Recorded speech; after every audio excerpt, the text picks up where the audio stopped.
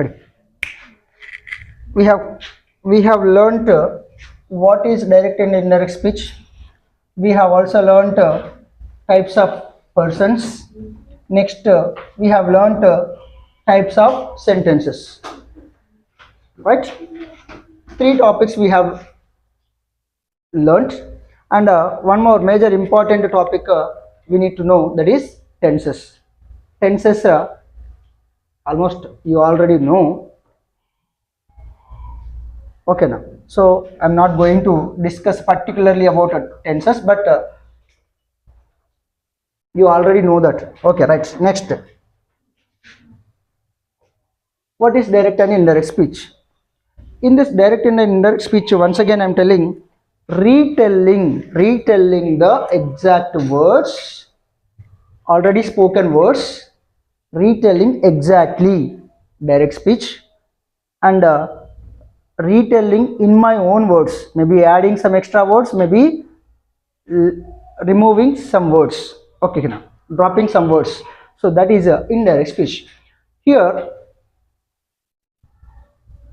the exact words, quote, said. Quote means said. Quote means said. Okay now, say quote. Quoted words means exactly spoken words, quoted. So quotation marks, quoted words are inserted inside a quotation marks. ఈ వీటిని quotation marks అంటారు, వీటిని inverted commas అంటారు. ఏ words ని quoted marks లో పెడతాము? quoted words అంటే చెప్పబడిన వర్డ్స్ ఏవైతే చెప్పిరు. ఇది are you going to market, ఇదే ఒక చెప్పింది ఆల్రెడీ. ఈ వర్డ్స్ ఉన్నాయి, ఈ వర్డ్స్ని దేంట్లో పెడుతున్నాం? కొటేషన్ మార్క్స్లో పెడుతున్నాం, రైట్? ఇది ఇంత గుర్తుంది కదా, కొటేషన్ మార్క్స్. ఈ కొటేషన్ మార్క్స్ని ఇంకా ఏమంటున్నాం? ఇన్వర్టెడ్ కామర్స్ అంటున్నాం, రైట్? ఈ పార్ట్ని, ఇదంతా పార్ట్, ఈ ఇన్వర్టెడ్ కామర్స్లో ఉన్న పార్ట్ని ఏమంటున్నామంటే రిపోర్టెడ్ వర్డ్స్ అని చెప్పింది ఆల్రెడీ, ఈ విషయం ఆల్రెడీ చెప్పబడింది అని. నెక్స్ట్ రిపోర్టెడ్ స్పీచ్ అంటాం దీన్ని, ఈ స్పీచ్ని రిపోర్టెడ్ స్పీచ్ అంటాం. ఇక్కడ అవుట్ సైడ్ ఉన్న పార్ట్ని రిపోర్టింగ్. ఇప్పుడు చెప్తున్నాం, నిన్న ఇన్సిడెంట్ జరిగింది, నిన్న నన్ను ఆమె అడిగింది, మళ్ళీ వచ్చి నేను ఇప్పుడు చెప్తున్నా కాబట్టి రిపోర్టింగ్, ఇప్పుడు చెప్తున్నాను, కంటిన్యూస్లో అనుకుంటున్నాం కాబట్టి రిపోర్టింగ్ స్పీచ్ అంటున్నాం దీన్ని. ఇది క్లారిటీగా, దీన్ని ఎందుకు రిపోర్టింగ్ స్పీచ్ అనాలి, దీన్ని ఎందుకు రిపోర్టెడ్ స్పీచ్ అనాలి, దీన్ని ఎందుకు కొటేషన్ మార్క్స్లో పెడుతున్నాము అనే వాటికి క్లారిటీ. వీటిని ఎందుకు కొటేషన్ మార్క్స్లో పెడుతున్నాం అంటే, కోట్ అంటే చెప్పబడింది అని అర్థం. సో కోట్ చెప్పింది కాబట్టి చెప్పిన ఈ కొటేషన్ మార్క్స్లో పెడుతున్నాం దాన్ని, రైట్? క్లారిటీ. నెక్స్ట్, ఇది ఎందుకు రిపోర్టింగ్ స్పీచ్ అయింది అంటే, ఇప్పుడు చెప్తున్నాం కాబట్టి, నిన్న జరిగిన ఇన్సిడెంట్ని మళ్ళీ వచ్చి ఇప్పుడు చెప్తున్నాం కాబట్టి.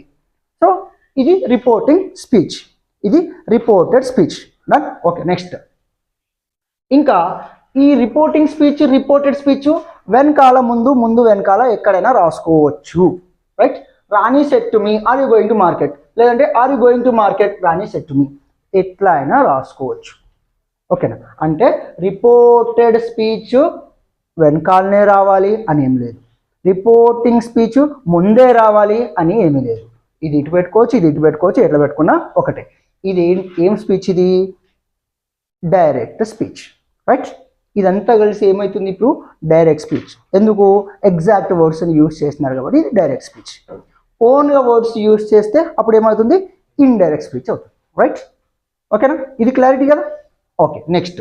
ఇప్పుడు ఇంకొక విషయం ఏం గుర్తుపెట్టుకోవాలంటే, డైరెక్ట్ స్పీచ్లో మనకి రిపోర్టింగ్ స్పీచ్ అనుకున్నాం కదా, ఇది రిపోర్టింగ్ స్పీచ్. ఈ రిపోర్టింగ్ స్పీచ్ అనే దాంట్లో ఈ reporting verb, reporting subject, reporting verb, reporting object sometimes ఉంటుంది, సమ్టైమ్స్ ఉండదు. నెక్స్ట్, ఈ రిపోర్టింగ్ వర్బ్ ఏదైతే ఉందో దాన్ని బేస్ చేసుకుని మనం రిపోర్టెడ్ స్పీచ్ యొక్క టెన్స్ చేంజ్ చేస్తూ ఉంటాం. దేన్ని బేస్ చేసుకొని? రిపోర్టింగ్ స్పీచ్ వర్బ్ని బేస్ చేసుకొని. Reporting verb possible reporting verb are simple present, simple past, simple future. ఇక్కడ ఉండే పాసిబిలిటీస్ రిపోర్టింగ్ స్పీచ్లో ఉండే పాసిబిలిటీస్ ఏమేమిటి అంటే, only simple present, simple past or simple future. మనకు సింపుల్ ప్రెజెంట్, సింపుల్ ఫ్యూచర్ వచ్చిందంటే పెద్ద టెన్షనే లేదు, అస్సలే వరి అవసరం లేదు. ఉన్నదల్లా ప్రాబ్లం సింపుల్ పాస్ట్ తోటి. సింపుల్ పాస్ట్ తోటి ప్రాబ్లమ్స్ ఉంటాయి. సింపుల్ పాస్ట్ తోటి ప్రాబ్లమ్స్ ఏమిటి అంటే, సింపుల్ పాస్ట్ ఇక్కడ వచ్చింది అంటే ఇక్కడ ఉన్న వర్బ్ని కూడా పాస్ట్ రిలేటెడ్లోకి తీసుకెళ్ళాలి. ఓకేనా? ఇక్కడ పాస్ట్ ఉంది, ఇక్కడ కూడా పాస్ట్ ఉంది, అప్పుడు కొన్ని రూల్స్, ఒక 1-2 రూల్స్ మాత్రం నేర్చుకుంటే సరిపోయింది. ఇక్కడ సింపుల్ పాస్ట్ ఉంది, ఇక్కడ ఏదో ఇది V1 ఉంది, అప్పుడు దీన్ని V2లోకి మార్చుకుంటే సరిపోయింది. ఊరికే 10, 20, 10, 16 రూల్స్ ఉంటాయి వీటికి. యాక్చువల్గా ఆ 16 రూల్స్ నేర్చుకోవాల్సిన అవసరం లేదు మనకి. సింపుల్గా ఇది V2 ఉంది, దీన్ని V2లోకి కన్వర్ట్ చేసుకో. ఇది V2 ఉంది, ఇది V2 ఉంటే అప్పుడు ప్రాబ్లం, అప్పుడు ఏం చేయాలో చెప్దాం. అర్థమవుతుంది అనుకుంటున్నాను, రైట్? నెక్స్ట్ ఇది రిపోర్టింగ్ స్పీచ్, ఇది రిపోర్టెడ్ స్పీచ్. ఇది రిపోర్టింగ్ వర్బ్, ఇది రిపోర్టెడ్ వర్బ్. మనకి ఏం చేంజెస్ చేయాలి, ఏమేం చేంజెస్ చేయాలి? రిపోర్టింగ్ స్పీచ్ డైరెక్ట్ స్పీచ్ ఇచ్చేసి నేను ఇండైరెక్ట్ స్పీచ్లోకి మార్చమన్నప్పుడు ఏమేం రూల్స్ గుర్తుపెట్టుకోవాలి? బేసిక్ కొన్ని అసెర్టివ్ సెంటెన్స్లో బేసిక్ కొన్ని రూల్స్ గుర్తుపెట్టుకోవడం. ఏమేమి గుర్తుపెట్టుకుంటాం? సింపుల్గా ఒకటి, ఈ కామా, ఇన్వర్టెడ్ కామాస్ తీసేయడం. ఓకేనా? జనరల్గా కంజంక్షన్ ఏం యూజ్ చేస్తాం? దట్ యూజ్ చేస్తాం. కొన్నిసార్లు టు యూజ్ చేస్తాం. మళ్ళీ ఇంకా కొన్నిసార్లు వెదర్ ఆర్ ఇఫ్, ఈ రెండు ఒకటే. నెక్స్ట్ ఇంకా కొన్నిసార్లు దట్. మళ్ళీ ఇవి కంజంక్షన్స్ యూజ్ చేసేటి. మనం ఏమేమి కంజంక్షన్స్ యూజ్ చేస్తాం? ఫస్ట్ది కామా, ఇన్వర్టెడ్ కామాస్ తీసేస్తాం. తీసేసి దట్ కానీ, టు కానీ, వెదర్, ఇఫ్ కానీ, లేదంటే మళ్ళీ అంటే దట్ పెట్టుకుంటాం. ఇవి రైట్స్. నెక్స్ట్ ఇంకా ఏం చేస్తామంటే, సెకండ్ రూల్ ఏం చేస్తాం మనం అంటే,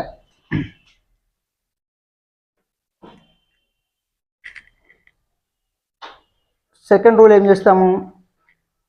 సబ్జెక్ట్ చేంజ్ చేస్తాం. ఓకేనా? సబ్జెక్ట్ ఇక్కడ యు ఉంది, యు అంటే ఎవరు? నేను. ఓకేనా? ఇక్కడ యు అనేది second person. Subject changes. Subject ఎలా చేంజ్ చేస్తామంటే,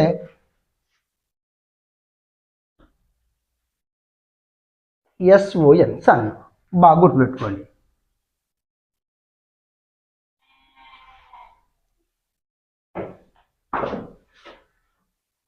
SON, son. Subject first person ఉందనుకోండి, ఇక్కడ ఫస్ట్ పర్సన్ ఉందనుకోండి, inside the inverted commas first person ఉంటే, రిపోర్టెడ్ స్పీచ్లో ఫస్ట్ పర్సన్ ఉంటే, అప్పుడు ఆ ఫస్ట్ పర్సన్ని సబ్జెక్ట్, రిపోర్టింగ్ స్పీచ్లో ఉన్నటువంటి సబ్జెక్ట్ రిలేటెడ్గా దాన్ని మార్చుకోవాలి. రైట్? కాన్సెప్ట్ అర్థమవుతుందా? కొంచెం ట్రికీ కాన్సెప్ట్. రిపోర్టెడ్ స్పీచ్లో ఉన్నటువంటి ప్రొనౌన్స్ మనం చేంజ్ చేయాలి, సబ్జెక్ట్స్ మనం చేంజ్ చేయాలి. ఎట్లా చేంజ్ చేయాలి? ఫస్ట్ పర్సన్ ఉందనుకోండి రిపోర్టెడ్ స్పీచ్లో, దాన్ని దేని రిలేటెడ్గా చేయాలి? రిపోర్టింగ్ స్పీచ్లో ఉన్నటువంటి సబ్జెక్ట్ రిలేటెడ్గా చేంజ్ చేయాలి. Yes, first person is based on the subject. Next second person. ఇక్కడ సెకండ్ పర్సన్ ఉందనుకోండి, ఇది సెకండ్ పర్సనే కదా, రైట్? ఇక్కడ సెకండ్ పర్సన్ ఉంటే మనము దేని రిలేటెడ్గా చేంజ్ చేసుకోవాలంట?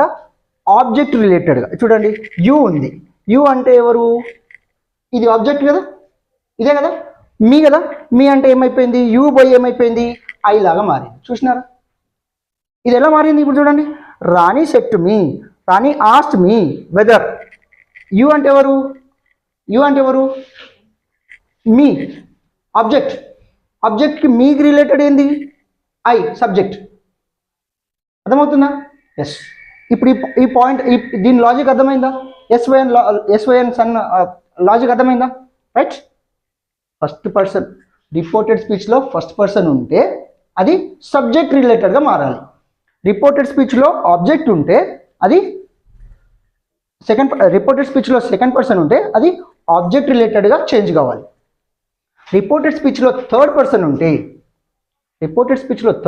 ఉంటే అది ఏం చేంజ్ కావాలి? No change. No change. Right, క్లియరా? రిపోర్టెడ్ స్పీచ్లో థర్డ్ పర్సన్ ఉంటే చేంజ్ చేయాల్సిన అవసరం లేదు అని అట్లా ఉంచుకోవాలి. క్లియర్? ఓకేనా? ఇది గుర్తుంటుందా? రైట్, ఇది మైండ్లో పెట్టుకుంటే సరిపోయింది. SON sun. నెక్స్ట్